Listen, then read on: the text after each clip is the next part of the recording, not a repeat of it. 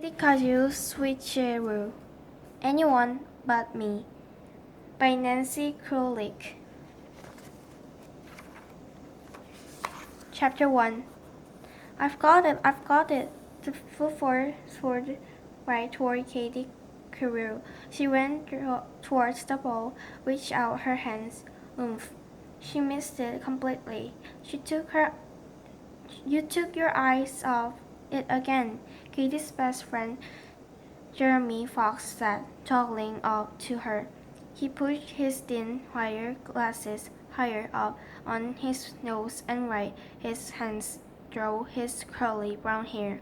I know, Katie replied sanely. What else could she say? Katie, I can't believe you did that, Kevin Camilleri shouted across the field. You lost the whole game for us. Just then George Brennan came charging across the field. He had a big smile on his face. Katie groaned. Of course George was happy. His team had just won the game, thanks to Katie's fumble. Don't yell at the secret weapon, George said. Kevin, secret weapon? Are you kidding? Kevin asked. Secret weapons help win games, George. Exactly, George agreed. Katie's the secret weapon for our team. Katie blinked her eyes tight. She didn't want George to see her cry. Forget about George, Jeremy whispered to Kate. He can't help being mean. He was just born that way. Katie tried to smile. Could be, she said.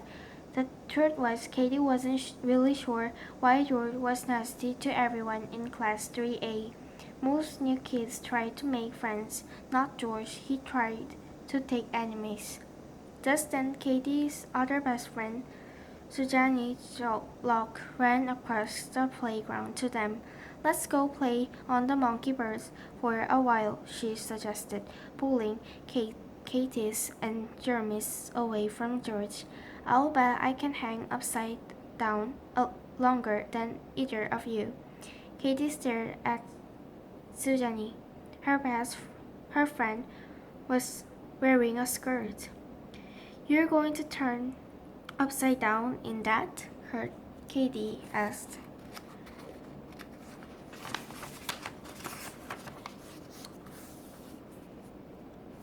Sure, Suzanne said, yanking her skirt up to the belly button. Katie's mouth flew open. Jeremy blushed. It's okay, you guys. Suzanne laughed. See, I'm wearing shorts under here. This way I can wear a skirt and still play. Katie laughed. Leave it to Suzanne to find a way to look pretty and still hang upside down on the jungle gym. Okay, last one at the monkey bars is a rotten egg, Katie called as she dashed away. Susan and Jeremy took off after Katie. Katie held on to her lead, but not for long. Jeremy was the fastest runner in the class. He quickly pulled up next to Katie. Katie took a deep breath. She moved her feet faster than ever, but not fast enough. Jeremy jumped into the lead. Katie frowned. Well, at least she was ahead of Susan. Katie turned her head to see how far behind Susan was and splat. Katie stepped right into a big wet puddle. Gushy brown mud splashed all over her. Katie stopped running and looked down at her jeans. Oh no, she cried out. What a mess! Katie wasn't kidding. She was a total mess. There was mud splatters all over her jeans. Her favorite jeans, the ones with the pink and blue flowers embroidered all over them. If this were third grade, Katie could have changed into the clean clothes in her cubby. But Katie was in third grade now. Nobody in third grade kept a change of clothes at school. That was for babies. Katie was going to have to wear her mud-stained jeans for the whole rest of the day. Nice one, Carol, George shouted across the yard. Check it out, everybody. There's a mud monster in the playground. George stuck his arms straight out and walked around the yard, pretending to be Frankenstein. The other kids laughed. Katie wanted to cry. This was the worst recess ever. She wished Mrs. Sturkman would blow her whistle and make everybody go into class. Even doing schoolwork had to be better than this. George, go away or I'm gonna tell, Susan warned as she ran over to defend her friend. A big smile formed on George's chubby, round face. Yeah, like I'm really scared, he laughed while he pretended to tremble. What's Mrs. Jerkman going to do? Call my mommy? Katie and Susan stared at George in amazement. He had just called their teacher, Mrs. Dirkman, a mean name, and he hadn't even whispered it. He didn't seem scared to have the teacher phone his mom either. Before Katie or Susan could have answered George, Mrs. Dirkman blew her red whistle 3 times. Phew, recess was over. It was time to go back to class. Katie was very glad. She used her hands to wipe off some of the mud and then ran to line up. You okay? Jeremy whispered to Katie. I guess, Katie replied. George is a creep. You know that? Katie nodded, but knowing that wasn't going to make George stop calling her the mud monster, he'll probably go at it all day, unless Katie couldn't help wishing that someone else would do something embarrassing that afternoon. Then maybe George Brennan would tease the kid instead. Chapter 2. This is for you, Kevin whispered to Katie. He handed her a note. It was written on light blue paper and folded up really small. Katie knew it was from Susan. Her note always looked like that. If you have an answer for her, send it yourself, Kevin told Katie. I don't want to get into trouble again. Katie understood. Kevin sat at the desk right between Susan and Katie. He always wound up passing notes from girl to girl. Yesterday, Mrs. Sturkman had caught Kevin passing a note from Katie to Susan. Kevin had to write an apology note to Mrs. Sturkman. Katie unfolded the paper. Do you want to come over after school? The note read. Katie scribbled her answer on the bottom of the note. No thanks. I have to go home and change. Maybe tomorrow? Katie tossed the paper over Kevin's head. It landed right on Susan's desk. Katie crossed her fingers, hoping Mrs. Dirkman didn't see. Katie looked out. Mrs. Dirkman didn't notice the flying note. She was too busy writing on the board. Okay, take out your pencils and math notebooks. Today we're going to review subtraction with borrowing, the teachers announced. Katie gulped. Whenever Mrs. Dirkman said the word review, it meant that she was going to ask some of the kids in the school to go to the board and solve the problems in front of everyone. Katie slid down low in her chair, hoping Mrs. Dirkman wouldn't notice her. She didn't want to be of the kids who were called on.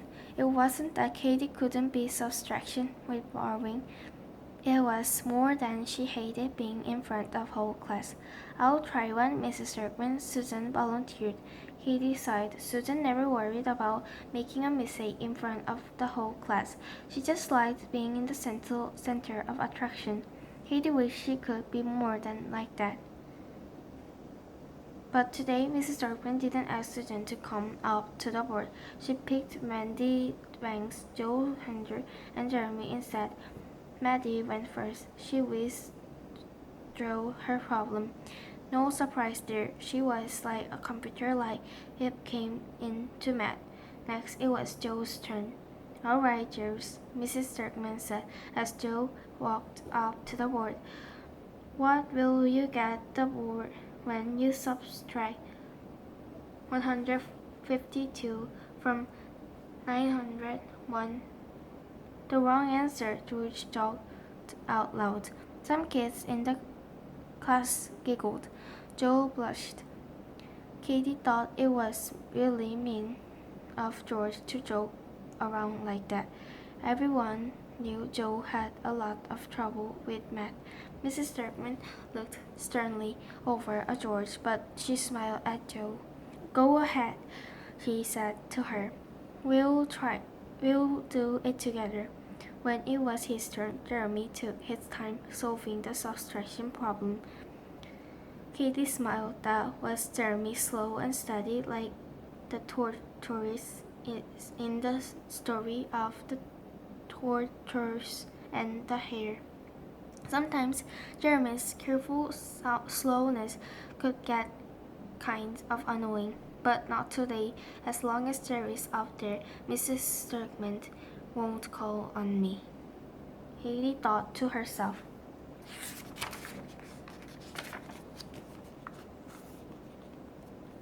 But eventually, Jeremy did finish the problem, and he got the right answer as usual. Mrs. Turkman smiled and wrote another math problem on the board. Let's do one more, she said. Katie shrunk even lower in the chair, her legs practically resting on her desk, but it was no use. Mrs. Turkman said her anyway. Katie, will you solve this for us? The teacher asked. Katie sighed. She stood up and slowly walked toward the board. Here comes the mud monster, Katie heard George whisper as she walked past his desk. Katie didn't want to walk past George, but she had no choice. He sat right in the front row where Mrs. Turkman could keep an eye on him. Katie reached the board and picked up a piece of yellow chalk. She opened her mouth to take a deep, calming breath, but instead of breathing air, she let out great big bulge. It was the loudest burp she ever heard, a really record breaker. The other kids in class began to laugh. Katie blushed bit red. I'm sorry. She apologized to Mrs. Turkman. Katie didn't want her teacher to think she had done that on purpose. On the corner of her eye, Katie could see George holding his nose. He was pretending to die from the smell of her breath. Katie's shrinking out the classroom, George exclaimed. He laughed so hard he nearly fell off the chair. Chapter 3. For the rest of the day, everywhere Katie looked, someone was laughing at her, mostly because George kept cracking jokes. Hey, Mud Monster, can you both a song for us? He asked. I can, George made to purge out the ABC song, but by the time he got to Z, the other kids were all giggling. Hey, you know something? George announced, burping a song Kinda sounds like a kazoo. That's what your name should be, Katie. Not Casey Carew, Katie Kazoo. Then he started chanting Katie Kazoo over and over again. The other kids began to join in.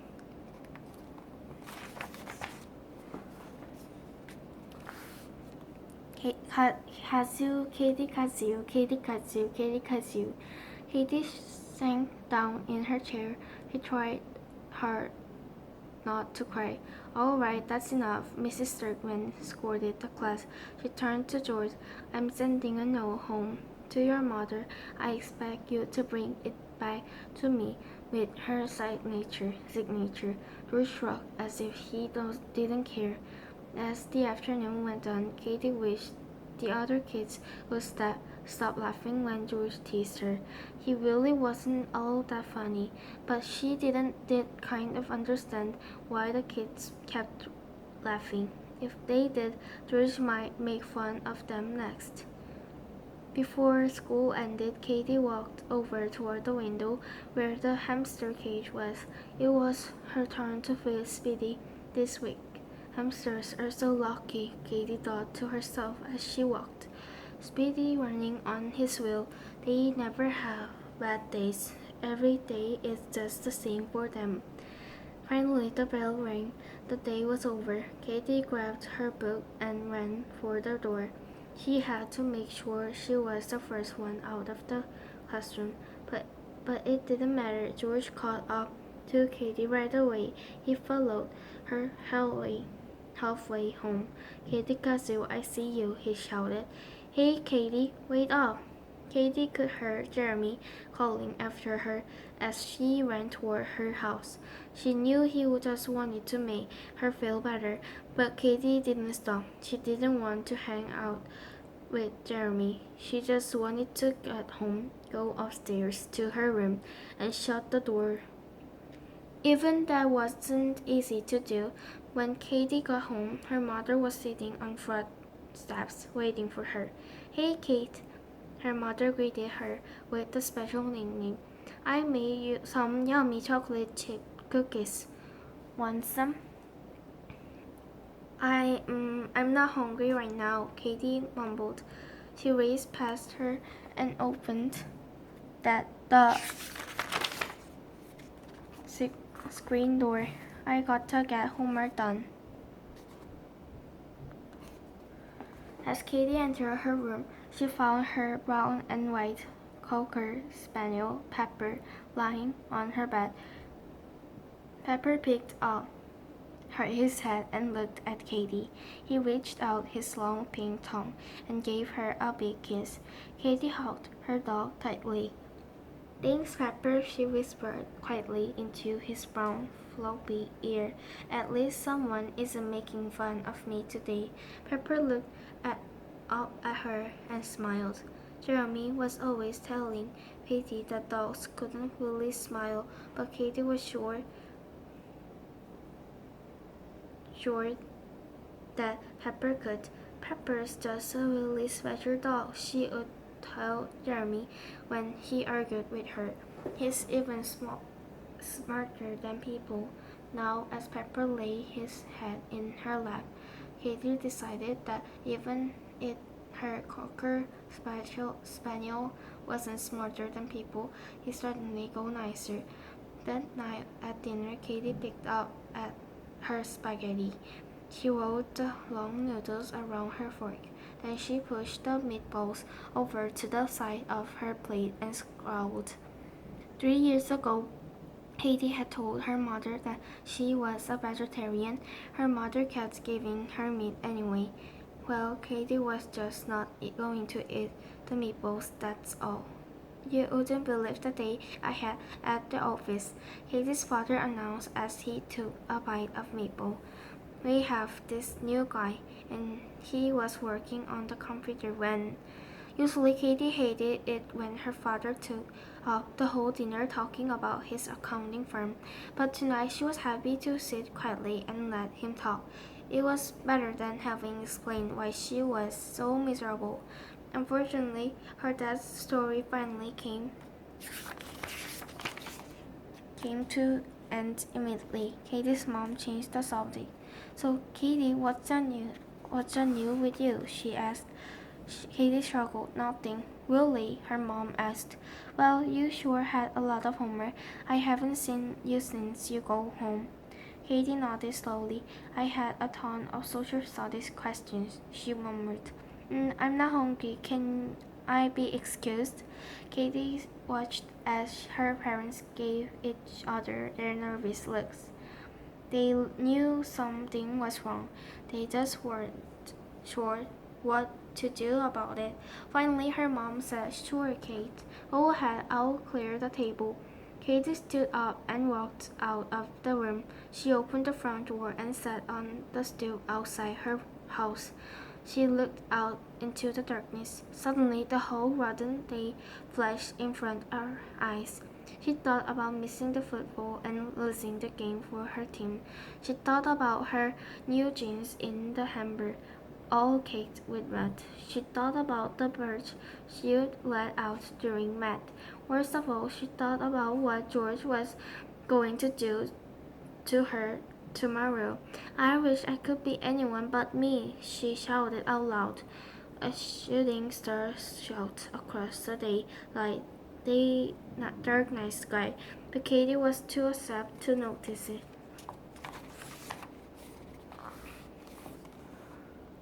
Chapter 4. Rise and shine, Katie. You're going to be late for school, Katie's mother called from the kitchen. Katie sat up slowly and rubbed the sleep from her eyes. She squinted at the Mickey Mouse clock on her wall. Mickey's hands were on 8 and the 3. Oh no, it was already 8:15. School started at 8:45. She only had half an hour to get dressed, eat breakfast, and walk to school. This day was starting out really lousy. Her mother had put out Katie's clothes for the day, a bright yellow satiny blouse and black jeans. The outfit was very cheerful, but Katie wasn't feeling cheerful today.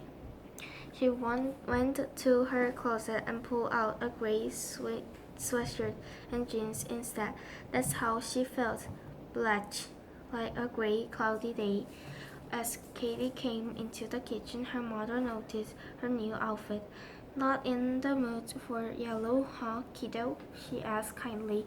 Katie shook her head. Did you have an argument with Susan or Jeremy? Her mother guessed. No, Katie answered. So what's wrong? Her mother asked. Katie thought about telling her mother what happened yesterday, but she was afraid that her mom would call the school to complain about George's bullying. Imagine how mean George would be to her if that happened. Nothing's wrong, Katie lied to her mother. I'm just tired. Her mother didn't say anything, but Katie could tell she didn't believe her.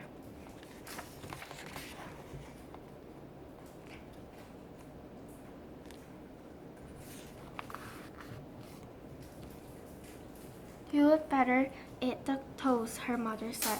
It's getting late. Katie nodded and slowly took a nibble of her bite. She slowly chewed each tiny bit until the toast practically melted in her mouth. Katie wanted to be late. If she arrived after the bell rang, the class would all be seated and doing their work by the time she got there. Mrs. Starkman would be upset that she was late, but it was worth it if she could avoid even a little bit of George's teasing, definitely. You have got to get going, Katie's mom warned her. You can eat the rest on the way.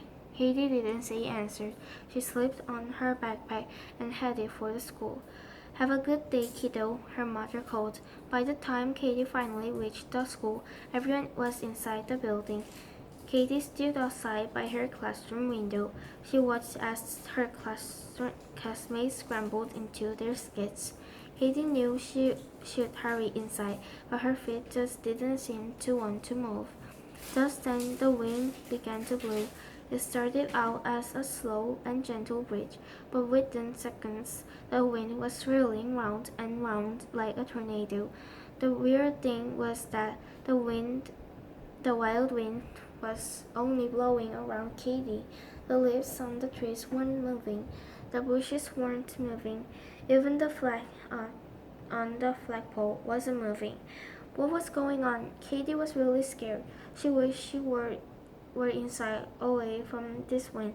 She held herself tightly and closed her eyes. And then suddenly everything was calm again. The wind had disappeared as quickly as it had started.